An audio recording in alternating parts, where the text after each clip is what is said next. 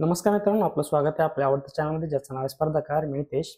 आज आपण या व्हिडिओमध्ये घेणार आहोत MPSC टेक्निकल पूर्व परीक्षा 2021चा पेपर आणि त्यातील गणित व बुद्धिमत्ता विश्लेषण. ओके, तर वेळ न दवडता आपल्याला सुरुवात करूया. चला, पहिला प्रश्न पहा. पहिला प्रश्न काय म्हणते? एक महिला काय म्हणते, जर माझ्या वयाच्या अंकाची उलटापालट केली. काय म्हणते महिला? बघा, जर माझ्या वयाच्या अंकाची उलटापालट केली तर ते माझ्या वडिलांचे वय दर्शवते. आता एक एक आपलं काय ठरलेलं आहे की एक एक वाक्य वाचायचं आणि त्याचं समीकरणात रूपांतर होते का बघायचं. आता काय बघा, माझ्या वयाची म्हणजे काय? तिचं वय, म्हणजे तिचं वय काय आहे ते बघू आपण. माफ करा, तिचं वय म्हणजे काय? समजा एक्स वय, एक्स वाय वय आहे. मग एक्स काय असतो? दशक असतो. वाय हा एकक असतो. म्हणजे वय मी असं लिहू शकतो का? 10x plus y. हे झालं तिचं वय. मग वडिलांचं वय काय म्हणते ती? जर अंकांची उलटापालट केली तर काय होते? वडिलांचं वय येते. म्हणजे जर हे तिचं वय असेल तर वडिलांचं वय काय असायला पाहिजे? yx, म्हणजेच 10y अधिक x. बरोबर. मग काय म्हणते की माझे वडील माझ्यापेक्षा वयस्कर आहे. ऑफकोर्स वयस्करच असतील. आणि आमच्या वयातील फरक हा आमच्या वयाच्या बेरजेच्या 3 अकरांश आहे. म्हणजे बघा, असं का म्हटलं? वयस्कर आहे म्हणजे आपल्याला मोठ्या संख्येतून लहान संख्या वजा करायची, म्हणून त्यांनी हे लिहिलेलं आहे. मग काय म्हटलंय? त्यांच्या वयातील फरक म्हणजे पहिल्यांदा वडिलांचं वय मला लिहावं लागेल, 10y अधिक x, वजा फरक आहे म्हणून वजाबाकी केली. तिचं वय 10x अधिक y हे काय? तर वयांच्या, त्या दोघांच्या वयाच्या बेरजेच्या 3 अकरांश, म्हणजे 3 अकरांश कंसामध्ये काय येणार? या दोघांची 10y प्लस x अधिक 10x प्लस y. पटते? चला आता सोडवायचं फक्त. साधं सिंपल. 10y अधिक x वजा कंसामधील चिन्ह बदलतात. 10y अधिकचं 10x आणि अधिक yचं वजा y होईल. आता बघा, 3/11 आहे तसं लिहितो. आता 10y आणि हे y काय झालं? 11y प्लस 10x आणि हे x काय झालं? 11x. यातून आपण काय करतो? 11 कॉमन काढू शकतो. हे 11 हे 11 कॅन्सल होणार. मग काय होणार? 3y अधिक 3x. मी 3 ने परत कंसाला सुद्धा गुणलेला आहे. आणि हे काय येणार? 10y आणि y काय येणार? 9y आणि x वजा 10x वजा 9x. मग 9 इथून कॉमन काढूया. y वजा x बरोबर 3 इथून कॉमन काढूया. 3y plus x. 3 1 3, 3 त्रिक 9. 3y वजा 3x. परत कंसात गुणलं. हे जे y प्लस x आहेत इकडे आणले, y वजा x होईल बरोबर 0. आता 3x आणि x काय ते मित्रांनो बघा. 3x आणि 3 हे झालं 4x आणि हे 3y वजा y म्हणजे आलं 2y बरोबर 0. मग 2y बरोबर काय येणार? 4x. हे जे वजा आहे ते इकडे नेलं आणि बे दुनी 4 म्हणजे y बरोबर किती आलं? 2x. इथपर्यंत समजलं?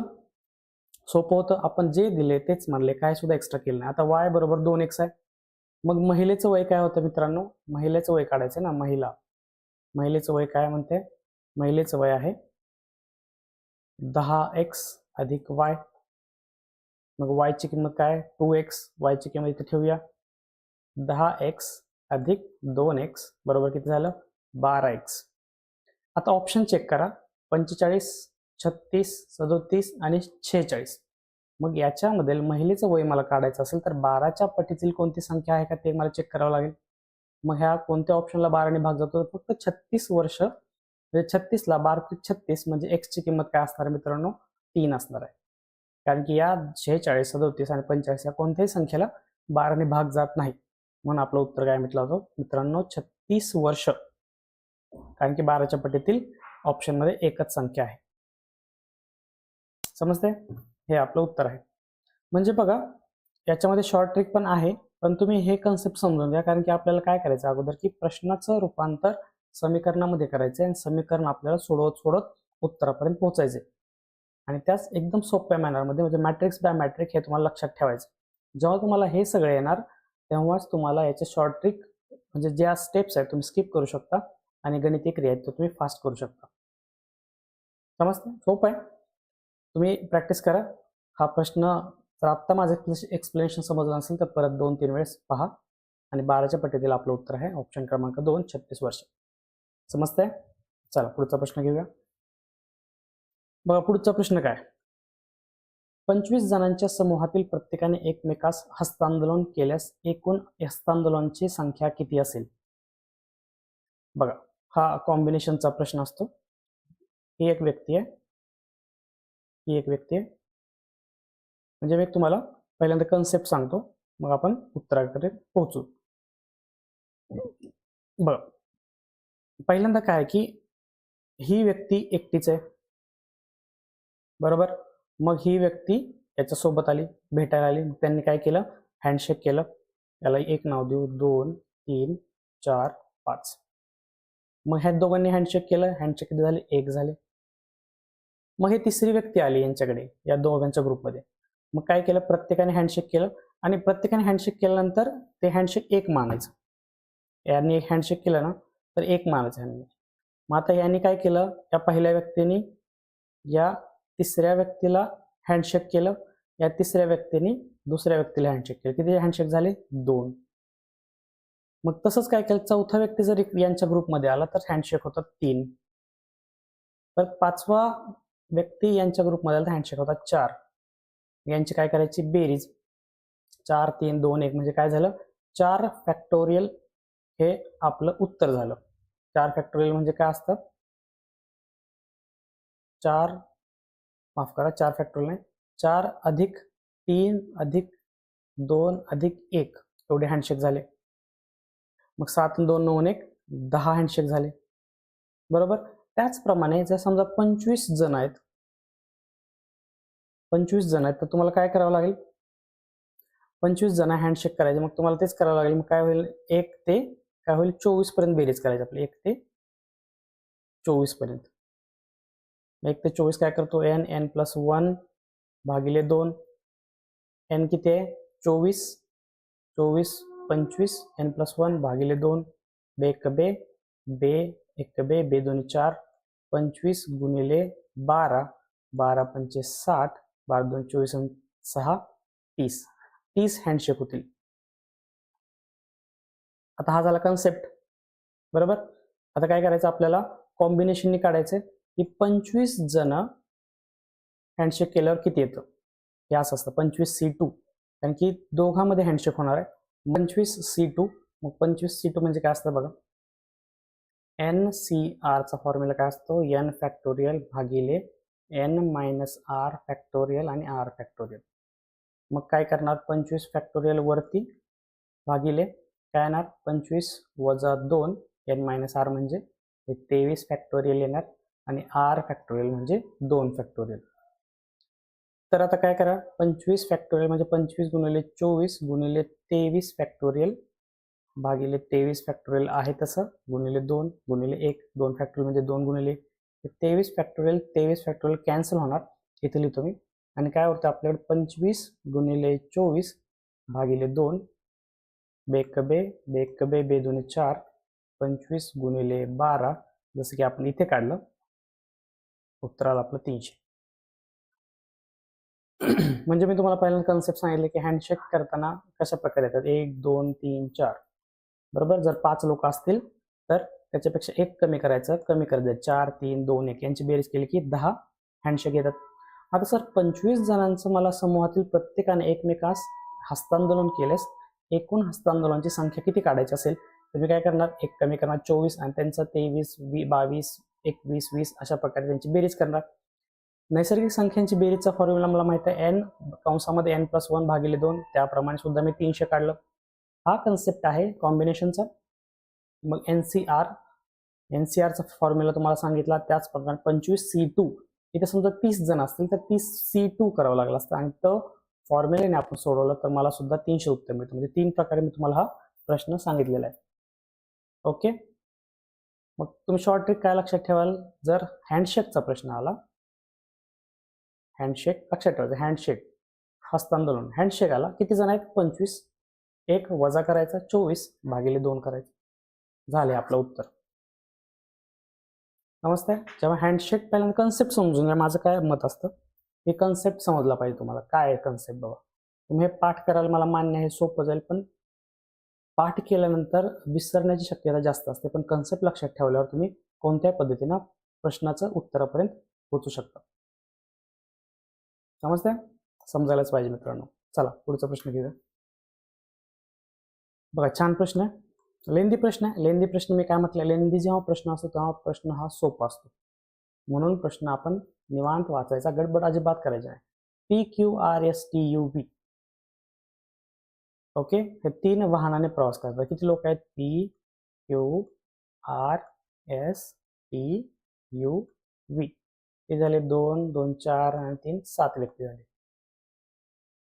3 वाहनाने प्रवास करतात. प्रत्येक वाहनाने, हे दिसते तुम्हाला, प्रत्येक वाहनाने किमान 2 प्रवासी, म्हणजे 3 वाहन आहेत बघा, 1 वाहन, 2 वाहन, 3 वाहन, तिसरं वाहन. मग मिनिमम या वाहनातून प्रवास करण्याची संख्या आहे 2. म्हणजे कसं होणार, एकात 2, याच्यात 2 असेल, याच्यात 2 असेल, किंवा याच्यात 3 असतील, हे 7 झाले. याच्यात 2, याच्यात 3 असू शकतात, याच्यात 2 असू शकतात, किंवा याच्यात 3 असू शकतात, याच्यात 2, याच्यात 2, अशा प्रकारेच ग्रुप तयार होणार. समजलं, याचा अर्थ आहे म्हणजे मिनिमम 2 म्हणजे काय, हा सांगितलं मी तुम्हाला. आता ठीक आहे, पुढचं वाचू आपण. कार, रिक्षा आणि लॉरी हे वाहन आहेत. म्हणजे पहिलं वाहन काय, कार, हे आहे रिक्षा, आणि हे आहे लॉरी. प्रत्येक वाहनात 2 लिंगी प्रवासी, 2 लिंगी म्हणजे काय, की एक पुरुष आणि एक स्त्री असा प्रवास करतात. त्यात 2 व्यापारी आहेत, 2 वैद्य आणि 3 वकील आहेत. इथे खाली लिहितो मी, 2 व्यापारी, 2 वैद्य आणि 3 वकील. ओके, 3 वकील आहेत. आता आर ही स्त्री वैद्य असून, काय म्हटलंय, आर ही स्त्री आहे आणि ती आहे वैद्य. ती आपल्या 2 बहिणी पी आणि यू यांच्या समवेत प्रवास करीत नाही. हे कीवर्ड लक्षात ठेवायचं. म्हणजे आर कुणासोबत प्रवास करत नाही, तर पी आणि यू या बहिणी आहेत, या सुद्धा स्त्री आहेत, यांच्यासोबत प्रवास करत नाही. क्यू हे पुरुष व्यापारी असून ते फक्त वी वकील समवेत कारने प्रवास करतात. बघा, एक तर कळाला का, क्यू काय आहेत, पुरुष आहेत, सॉरी असं लिहायला पाहिजे होतं, व्यापारी आहेत, ते कोणासोबत प्रवास करतात, ते वी वकील सोबत प्रवास करतात. म्हणजे वकील काय असणार आहेत, स्त्री असणार आहेत. एस हे पुरुष वैद्य आहेत, एस हे पुरुष वैद्य आहेत, इथे लिहितो मी, एस हे पुरुष वैद्य आहेत. 2 सारख्या व्यवसायाची व्यक्ती एकाच वाहनाने प्रवास करत नाही. ठीक आहे. आणि पी हे व्यापारी नाही आणि ते रिक्षाने प्रवास करतात. पी हे रिक्षाने प्रवास करतात. आता बघा, पी हे रिक्षाने प्रवास करतात, ठीक आहे, मला कळालं, हे पुरुष असणार आहेत, कारण की पुरुष सांगू शकत नाही, सॉरी माफ करा, आत्ताच नको आपण चेक करायला की पी काय ते. पी हे रिक्षाने प्रवास करतात, बरोबर, पण पी आर जे वैद्य आहे, जे स्त्री वैद्य आहे, ते पी आणि यू सोबत प्रवास करत नाही, म्हणजे ते कुठे असणार आहेत, इथे असणार आहेत. हे कळालं का मला सांगा, एवढंच सांगा. इथं दिले की पी हे व्यापारी नाहीत आणि ते रिक्षाने प्रवास करतात, रिक्षाने प्रवास करतात.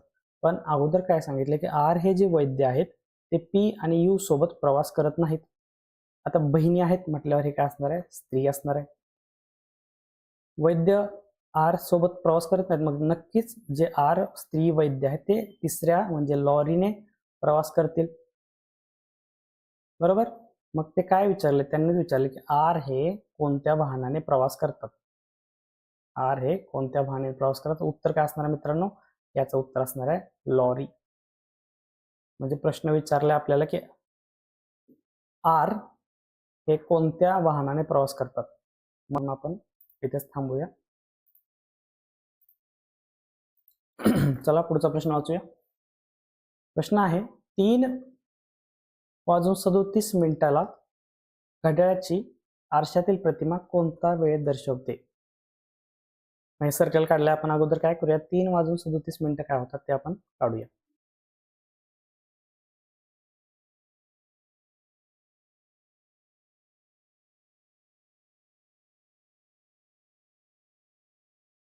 ओके, 12, 1, 2, 3, 4, 5, 6, 7, 8, 9, 10, 11, 12. 3 वाजून काय झालं, 37 झाले. म्हणजे जो मिनिट काटा आहे तो इथे असणार आहे. 1, 2, 3, 4, 5, 37 म्हणजे 3च्या पुढे असणार आहे. म्हणजे अर्ध्या तासाच्या पुढे असणार आहे. म्हणजे इथे असणार पुढे. ओके,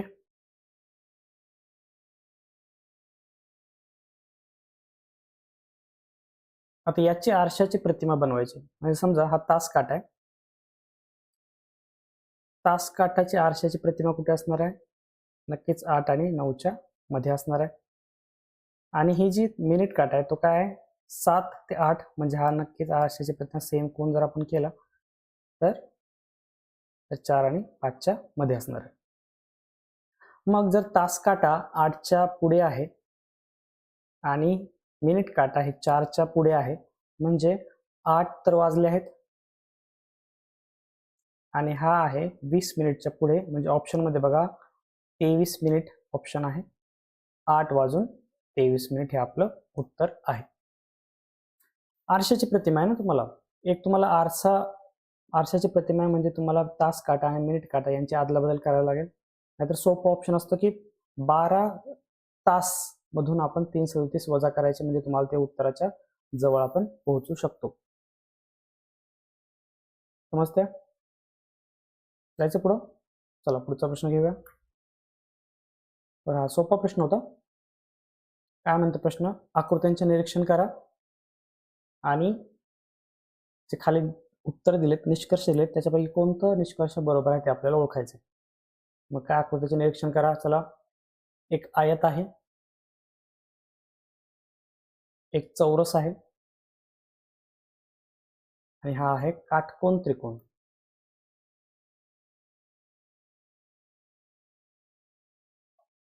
पहिलं वाचूया. सर्व आकृत्यांचे क्षेत्रफळ भिन्न आहे. सर्व आकृत्यांचे क्षेत्रफळ समान आहे. सर्व आकृत्यांचे परिमिती समान आहे आणि आकृती ए व बी ची परिमिती समान आहे. मग पहिल्यांदा क्षेत्रफळ काढूया आणि मग परिमिती पाहूया. मग अगोदर बघूया क्षेत्रफळ यांचं समान आहे का भिन्न आहे. ओके, चला, आयताचं क्षेत्रफळ काय येईल. आयताचं क्षेत्रफळ काय असतं मित्रांनो, लांबी गुणिले रुंदी. लांबी किती आहे 9, रुंदी किती आहे 4, 9 चौक 36 एकक आपलं काय आलं, आयताचं क्षेत्रफळ आलं. आता चौरस घ्या. हे आयत 1 नंबर चौरस काय म्हणतंय, बाजूचा वर्ग स्क्वेअर. बाजूचा वर्ग किती आहे 6, 6चा वर्ग 36. काटकोन त्रिकोणाचा क्षेत्रफळ काय असतो, हाफ गुणिले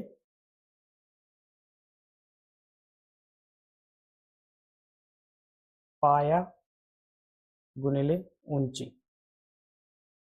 मग हाफ पाय किती आहे 8, उंची किती आहे 9, बेक बे 2 चौक 8, 4 गुणिले 9, 9 चौक 36. बघा, आयताचं क्षेत्रफळ आलंय 36, चौरसाचं क्षेत्रफळ आलंय 36 आणि त्रिकोणाचं क्षेत्रफळ आहे काटकोन त्रिकोणाचं ते सुद्धा 36. या तिघांमुळं आपण सांगू शकतो की तिघांचं सुद्धा क्षेत्रफळ समान आहे. म्हणजे ऑप्शन क्रमांक 2 बघा, सर्व आकृत्यांचे क्षेत्रफळ समान आहे, हे आपलं उत्तर आलेलं आहे. म्हणजे त्यांनी काय चेक केलं की तुम्हाला याच्या बेसिक डायग्राम असतात. म्हणजे समजा आयत, चौरस, काटकोन त्रिकोण, समलंब, चौकोन अशा आकृत्यांचे तुम्हाला क्षेत्रफळाचे फॉर्म्युले माहीत आहेत का नाहीत हे त्यांनी चेक केले. आयताचं, चौरसाचं, त्रिकोणाचं यांचे क्षेत्रफळ कसे काढायचे याचं नॉलेज त्यांनी चेक केलेलं आहे. मग आपलं काय आलं, सर्व आकृत्यांचे क्षेत्रफळ काय समान आहे. सोपा होता प्रश्न, समजते. चला पुढचा प्रश्न घेऊया. बघा प्रश्न छान आहे.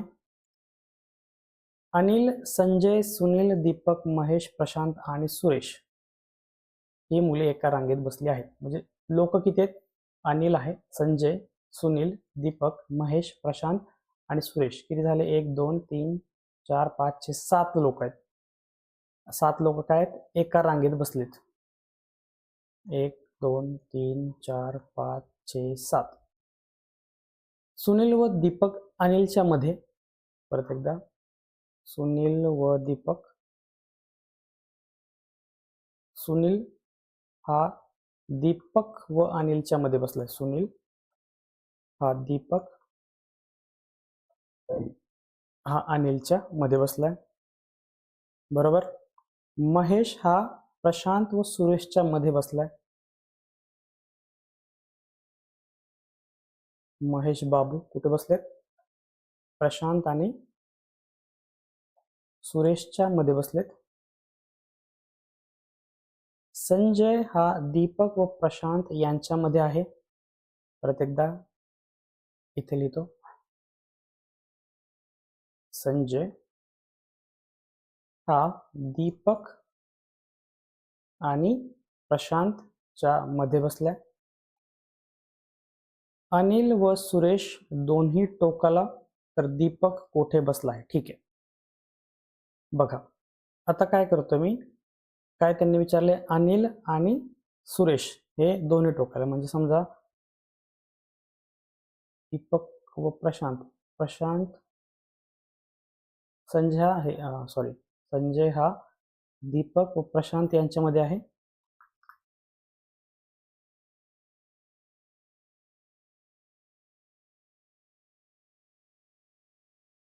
आणि अनिल आणि सुरेश हे काय दोन टोकांना आहेत.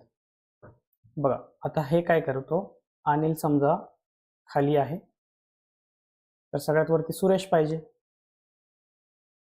बरोबर. जर इथं म्हटलंय महेश हे प्रशांत आणि सुरेशच्या मध्ये, याचा अर्थ असा सुद्धा होऊ शकतो. बघा महेश हे सुरेश आणि प्रशांतच्या मध्ये, बरोबर. मग आता बघा सुरेश आणि अनिल हे दोन्ही टोकल आहेत. मग सुरेश ही जी साइड आहे का ही घेऊया अगोदर. सुरेश नंतर काय? महेश, आणि महेश नंतर आहे प्रशांत. प्रशांत नंतर काय बघा मित्रांनो,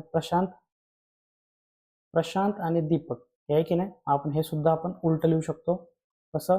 संजय हा प्रशांत आणि दीपकच्या मध्ये आहे.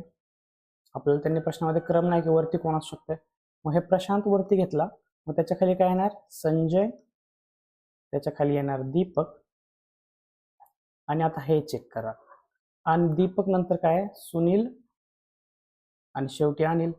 आता हे जे केले आपण, हे पहिल्यांदा आपल्याला दिलं होतं प्रश्नामध्ये, ते आपण लिहून घेतलं, पण त्याचा अर्थ असा सुद्धा होऊ शकतो.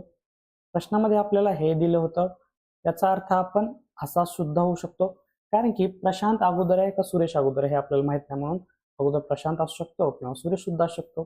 तसंच दीपक सुद्धा असू शकतो किंवा प्रशांत सुद्धा असू शकतो. मग आपल्याला फेरबदल करावे लागतील का? कारण की आपल्या सगळ्यात शेवटी काय दिले? अनिल आणि सुरेश याबद्दल आपल्याला दिलेलं आहे, कारण की ते टोकल आहेत. त्याप्रमाणे आपण बदल करून घेतले आणि हे आले 7 जण एका लाईन मध्ये. तर काय विचारलं? दीपक कोठे बसला आहे? दीपक कुठे आहे? तो दीपक इथं आहे. दीपक हा संजय आणि सुनील यांच्यामध्ये आहे. संजय आणि सुनील, ऑप्शन क्रमांक 1 हे आपलं उत्तर आहे. म्हणजे प्रश्न तसा सोपा आहे, पण ते त्या ॲट द इन्स्टंट म्हणजे ॲट द स्पॉट तुम्हाला जमलं पाहिजे की अरे 2 ऑप्शन असतात कधी पण, येस ऑर नो. म्हणजे हा वरती सुद्धा असू शकतो दीपक, किंवा हा संजयच्या खाली सुद्धा असू शकतो. त्याचप्रमाणे प्रशांत सुद्धा आहे, तो वरती असू शकतो किंवा खाली असू शकतो, त्यात सुरेशचा सुद्धा वरती किंवा खाली असू शकतो. त्याप्रमाणे तुम्हाला फेरबदल करावे लागतील. आणि सुरेश आणि अनिल हे पण सांगता येत नाही, हे पण सांगू शकतो मी, हे पण उलट असू शकतं की अनिल वरती असू शकतो, सुरेश खाली असू शकतो. त्याप्रमाणे एक बदल करावा लागेल, एक बदल फिक्स ठेवावा लागेल आणि त्याप्रमाणे सगळे तुम्हाला बदल करावे लागतील. मग आपलं उत्तर त्यांनी फक्त विचारलं की दीपक कुठे बसलाय असं विचारलं नाही, क्रम वगैरे विचारलं. कारण क्रम विचारला गेला असता तर खूप गोंधळ उडाला असता. म्हणून त्यांनी फक्त प्रश्नामध्ये विचारलं की दीपक कुठे बसलाय. दीपक संजय आणि सुनील यांच्यामध्ये बसलाय. ऑप्शन क्रमांक 1 आलेला आहे उत्तर मित्रांनो.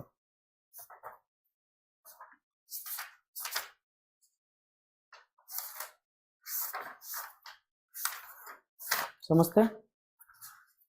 चला पुढचा प्रश्न घेऊया. पुढचा प्रश्न काय म्हणते बघा, सोपा प्रश्न. खालील कोणता अंक रिकाम्या जाग्या येईल? म्हणजे हा प्रश्न चिन्ह आहे, त्याच्या जागी कोणता अंक येईल. चला प्रश्न वाचा, पाणी पितो तो पण.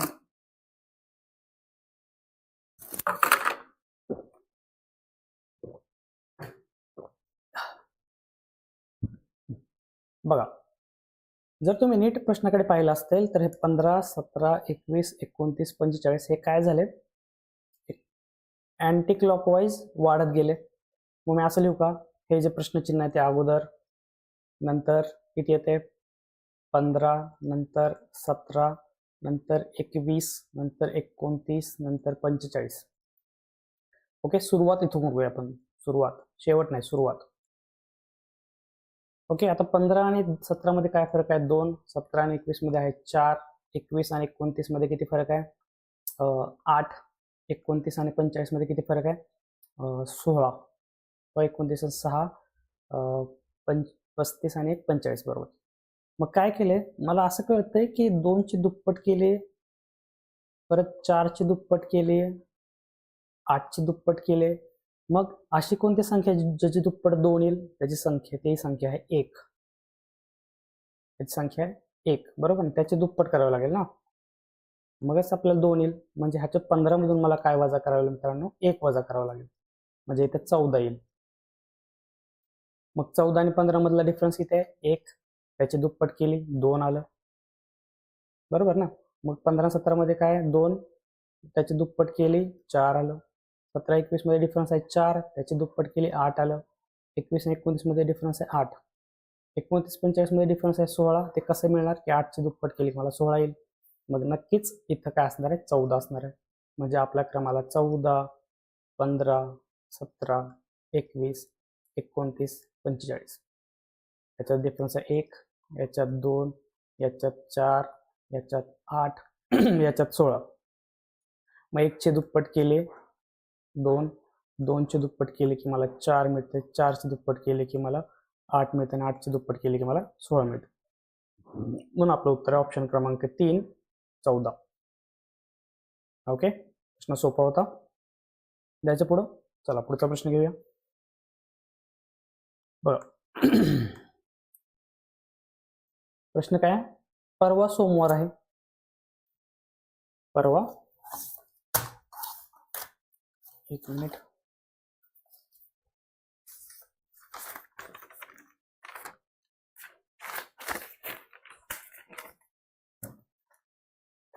बघा प्रश्न वाचा. परवा सोमवार आहे, उद्या 3 तारीख आहे.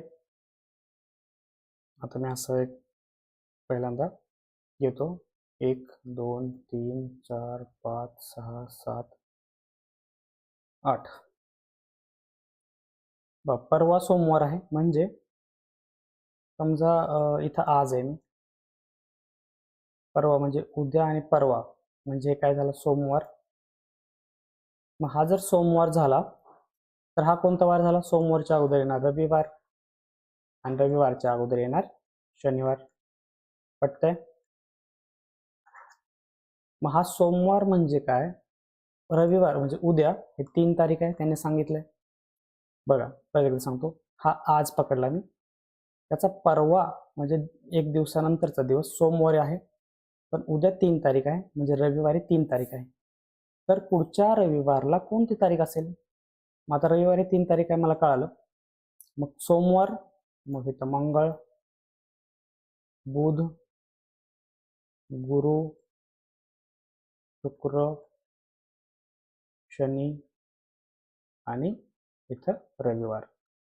मग जर रविवार 3 तारीख आहे तर तारीख ठेवा 4, 5, 6, 7, 8, 9, 10.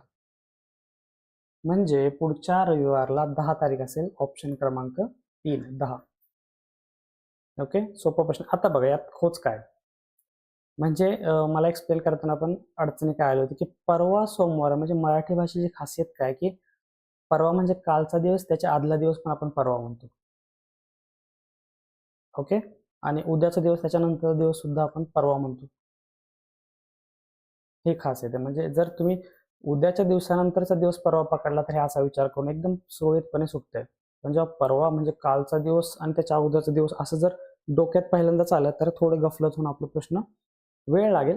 थोडं हे समजायला वेळ लागेल की परवा म्हणजे कोणता दिवस घ्यायचा आहे तो. ओके, ऑप्शन क्रमांक 3 हे आपलं उत्तर आहे. 10 तारीख असेल. बघा प्रश्न आहे वेन चित्रे, वेन डायग्रामवर प्रश्न आहे. आपल्याला विधान वाचायचे असतात, निष्कर्ष वाचायचे असतात आणि त्याच्यावरून ऑप्शन कोणतं बरोबर आहे हे आपल्याला सांगायचं आहे. मग आता पहिलं आपण वाचूया. काही कुलूप या किल्ले आहेत. बघा हे कुलूप, सर्व कुलूप किल्ले आहेत. सॉरी, हे कुलूप असतील. सर्व कुलूप काय म्हटलंय? किल्ले आहेत.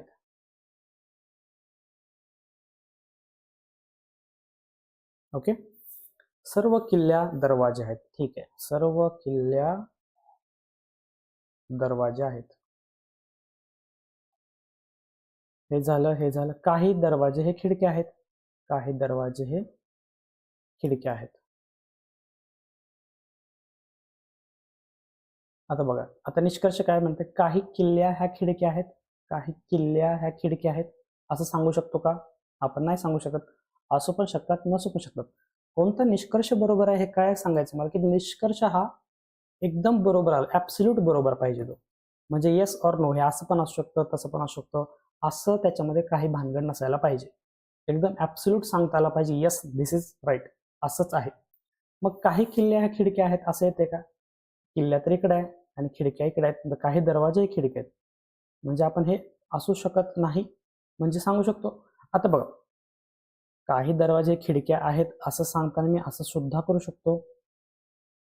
बरोबर, मी इकडेच का करू? मी इकडे सुद्धा करू शकतो. मग त्याच्यामध्ये काय येते? त्या किल्ल्या येतात. मग काही खिडक्या, काही किल्ल्या ह्या खिडक्या आहेत असं सुद्धा म्हणू शकतो. पण काही खिडक्या ह्या किल्ल्या नाहीत असं सुद्धा म्हणू शकतो. म्हणून हे शुअर काय मला सांगता येत नाही. शुअर पाहिजे, एकदम सॉलिड पाहिजे, म्हणजे ॲब्सोल्यूट, म्हणजे त्याला दुसऱ्याचा रेफरन्स घेता येत नाही. ते स्वतः बरोबर आहे. काही फर्श हे दरवाजे आहेत, हे राहिलं आपलं. सॉरी, काही खिडक्या या फर्श आहेत. काही खिडक्या ह्या फर्श आहेत. काही फर्श हे दरवाजे नाहीत. बघा आता बघा, काही फर्श हे दरवाजे नाहीत. पण जर मी इकडून घेतलं असतं तर असं आलं असतं की काही फर्श हे दरवाजे आहेत. म्हणजे हे सुद्धा मी शुअर सांगू शकत नाही. कोणतेही कुलूप हे खिडक्या नाहीत. कोणतेही कुलूप हे खिडक्या नाहीत. नाही, मी समजा आता बघा, मी इकडून जर घेतलं असतं खिडक्याचं, जे मी इकडून घेतलंय, इकडून घेतलंय, इकडून घेतलंय, मग त्याच्यामध्ये जो भाग आहे ना त्याच्यामध्ये मला म्हणता आलं असतं की काही कोणतेही कुलूप हे खिडक्या नाहीत किंवा काही कुलूप हे खिडक्या आहेत. ओके, म्हणजे शुअर नाही सांगू शकत की कोणतंच कुलूप खिडक्या नाहीत. काही कुलूप खिडक्या असू पण शकतात, कोणतंही कुलूप हे खिडक्या नसू पण शकतात. म्हणजे हे सुद्धा आपलं येत नाही. म्हणून कोणतेही निष्कर्ष बरोबर नाही हे आपलं उत्तर येतं. वेन डायग्रामचे प्रश्न सोपे असतात मित्रांनो. फक्त तुम्हाला हे जे मी आता सांगितलं ना तुम्हाला की प्रो आणि cons, yes or no, 1 or 0, अशा प्रकारे तुमचं माइंड वर्क केलं पाहिजे त्यावेळेस की असू पण शकतं, नसू पण शकतं. बरोबर ना? त्याच्यावर आता हे बघा, तिसरं ऑप्शन, कोणतेही कुलूप हे खिडक्या नाहीत. तुम्हाला कुलूप तर इकडे आहे आणि खिडक्या तर इकडे आहे. अरे बरोबर आहे की, मग कोणतंच कुलूप खिडक्या नाही? नाही मित्रांनो, तसं नाहीये. तुम्ही जर इकडून तो वेन डायग्राम घेतली असती तर कुलूप पण त्यात इन्क्लूड झालं असतं. म्हणजे बघा, ह्याचं ऑप्शन मोस्ट ऑफ लोक काय करू शकतात, निष्कर्ष 1 आणि 2 सर्व निष्कर्ष फक्त, तर असा ऑप्शनच नाही. 1 आणि 2 चुकीचा आहे आणि तिसरा बरोबर आहे. म्हणून मित्रांनो, बरं झालं तसं दिलं नाही. मग कोणताही निष्कर्ष बरोबर नाही हेच आपलं उत्तर आलेलं आहे. ऑप्शन क्रमांक 1 ओके, जायचं पुढं. चला पुढचा प्रश्न घेऊया. बघ, खूप कॉमन सेन्सचा प्रश्न, लॉजिकचा प्रश्न. 30 दिवसांच्या एका महिन्यात 5 शनिवार आहेत. 30 दिवसांच्या एका महिन्यात 5 शनिवार आहेत. 5 शनिवार कधी येतात बघा. जर आपण 30 दिवसांचा महिना आहे, 30 दिवस आहेत, आणि जर 5 शनिवार येत असतील तर आठवडे किती असणार आहेत? 4 आठवडे असणार आहेत, म्हणजे 7 चोक 28 असणार आहे. मग जर मी असं केलं, समजा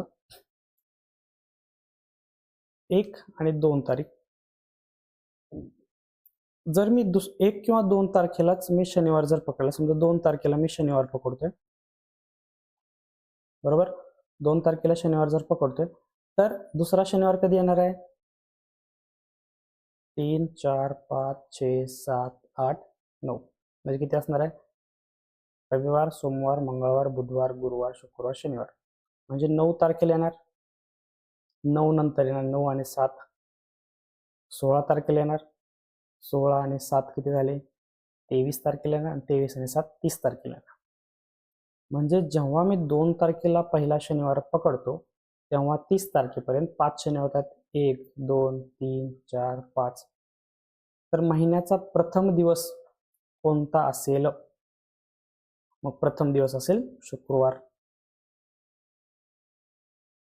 तुम्हाला सर तुम्ही 1 तारखेला शनिवार का नाही पकडला? कारण की 1 तारखेला जरी शनिवार पकडला असता तरी पण 30 तारखेच्या आतमध्ये 5 शनिवार झाले असते. पण पुढे प्रश्न काय होता की प्रथम दिवस कोणता असेल? ऑप्शनमध्ये शनिवारच नाही. मग तुम्हाला काय करावं लागेल? तुम्ही म्हणताल सर मी 1 तारखेला शनिवार घेतो, ऑप्शनमध्ये शनिवारच नाही, मग मला 2 तारखेला शनिवार घेऊन येते का? तर हो, 2 तारखेला शनिवार घेतला तरी पण 5 आठवडे येतात, 5 शनिवार येतात. आणि मग पहिला जो 1 तारखेला कोणता दिवस आहे? अगोदरचा दिवस म्हणजे शुक्रवार. ऑप्शन क्रमांक 4 शुक्रवार हे आपलं उत्तर आलेलं आहे. बरोबर, समजतंय? बघा, चला पुढचा प्रश्न वाचा तोपर्यंत.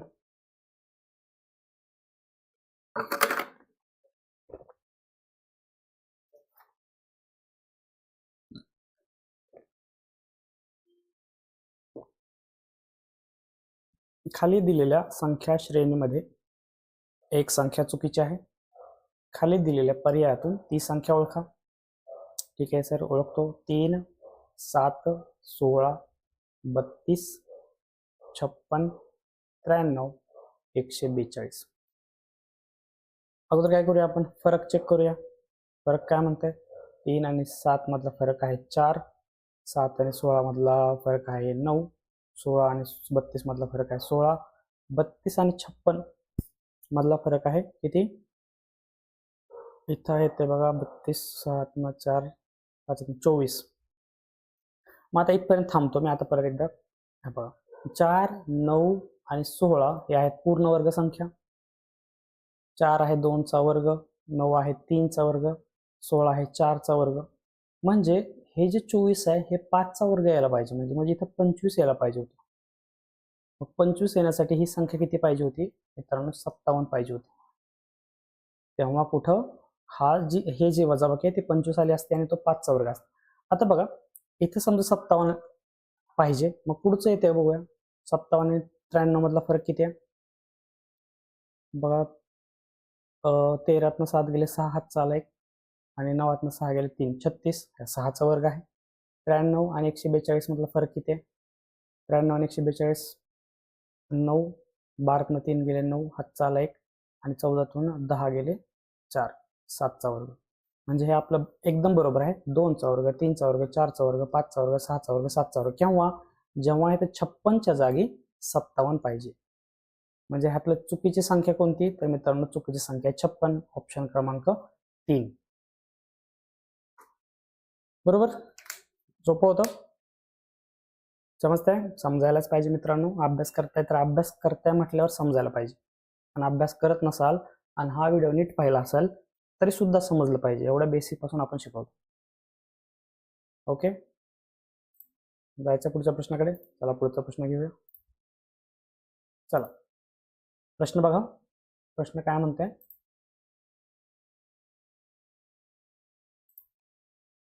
XY FJ AC IP question mark NB 12, 10, 9, 8 आणि प्रश्नचिन्ह आणि 11. तर ठीक आहे, ABCD मी अगोदरच काढून ठेवले म्हणजे आपल्याला सोपं जाईल. अगोदर 12 आणि 10 यातील फरक आहे 2 दिसते आपल्याला. 9 आणि 8 याच्यातील फरक आहे 1 आणि हे क्वेश्चन मार्क आहे ते आपण नंतर बघूया. आता बघा XY FJ आणि इथं आहे AC, इथं आहे IP हे आपल्याला काढायचे आणि हा NB. XY आता X कुठे आहे बघा, X आहे 24, Y आहे 25. 24 अधिक 25 मित्रांनो 49. 49 आहे 7चा वर्ग. IP बघा, I आहे 9, P आहे 16. मग 9 अधिक 16, 16 आणि 9 किती येतात मित्रांनो 25. 25 आहे 5चा वर्ग. जसं 10 आणि 12 मध्ये 2चा फरक आहे तसंच 5 आणि 7 मध्ये कितीचा फरक आहे मित्रांनो, 2चा फरक आहे. हे क्लिअर झालं. आता FJ बघा, F आहे 6 आणि J आहे 10. 6 अधिक 10 किती झालं मित्रांनो 16. 16 आहे 4चा वर्ग. आणि इथे काय आहे माहित नाही आपल्याला. AC बघा, A आणि C, A आणि C 1 अधिक 3 मित्रांनो 4 येतो, 2चा वर्ग येतो. NB किती आहे, N आहे 14 आणि B आहे 22. 14 अधिक 22 मित्रांनो 36 आणि हा 6चा वर्ग आहे. म्हणजे 2 आणि 6 याच्यामध्ये फरक किती आहे मित्रांनो, 4चा फरक आहे, बरोबर.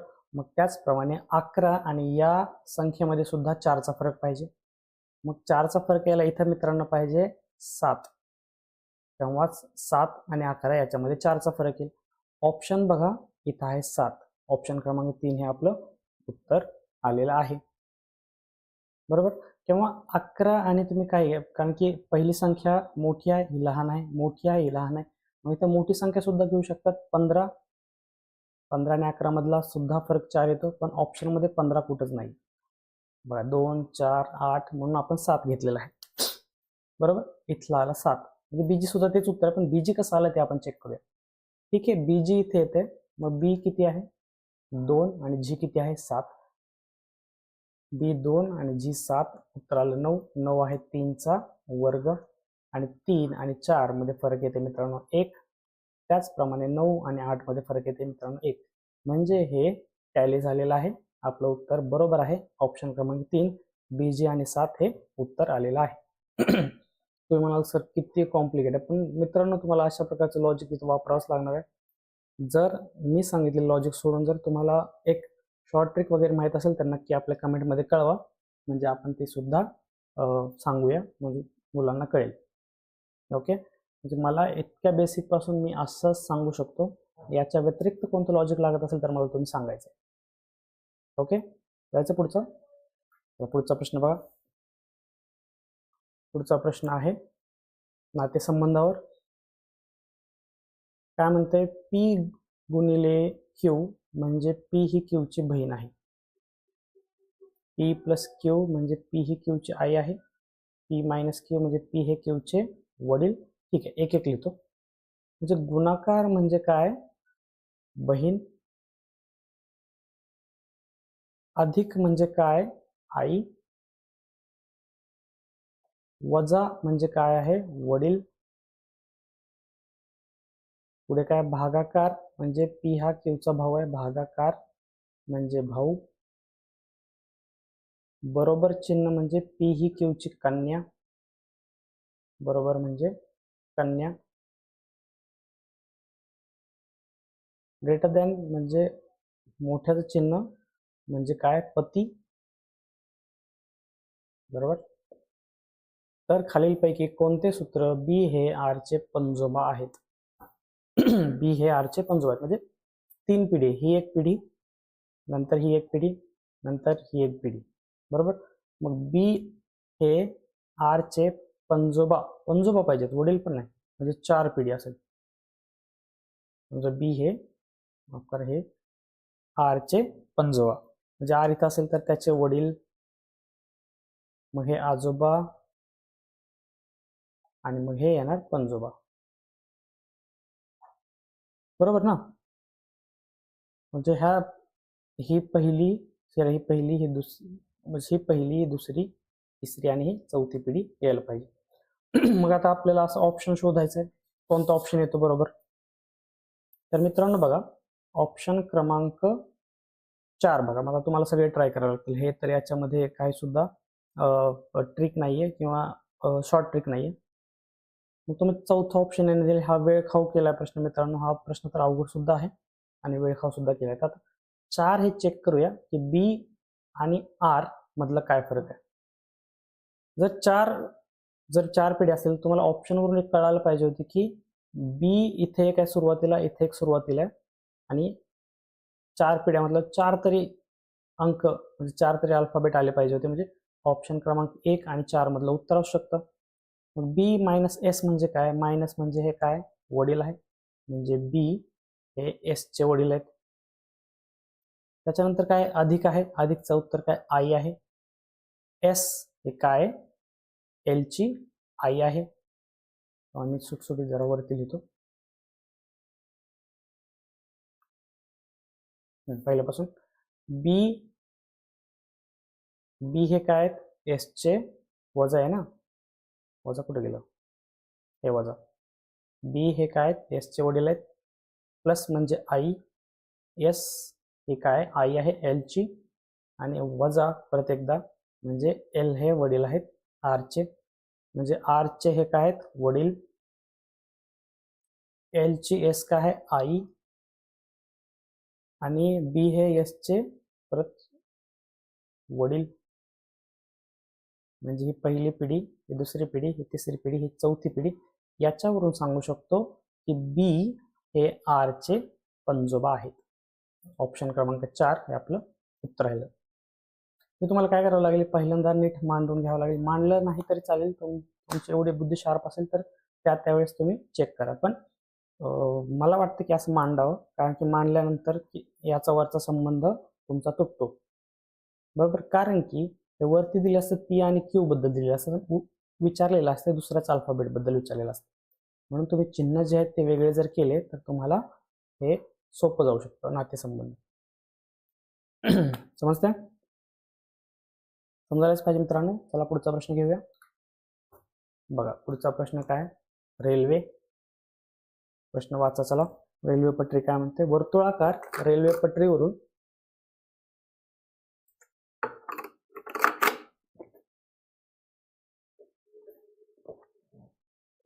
दोन मेट्रो ट्रेन परस्परांच्या विरुद्ध दिशेने, ठीक आहे. आपलं काय ठरलंय, व्हिज्युअलाइज करायचं आपल्याला. सर्कल घेतो,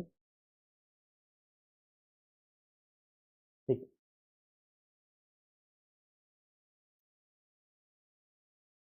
आता समजा इथून सुरू झालंय, इथे एक ट्रेन जाणार विरुद्ध दिशेने आणि इकडून एक ट्रेन जाणार विरुद्ध दिशेने.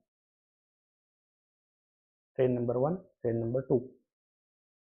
ताशी 264 किलोमीटर समान वेगाने, म्हणजे याचाच वेग काय 264 किलोमीटर पर आवर, आणि याचा सुद्धा 264 किलोमीटर पर आवर.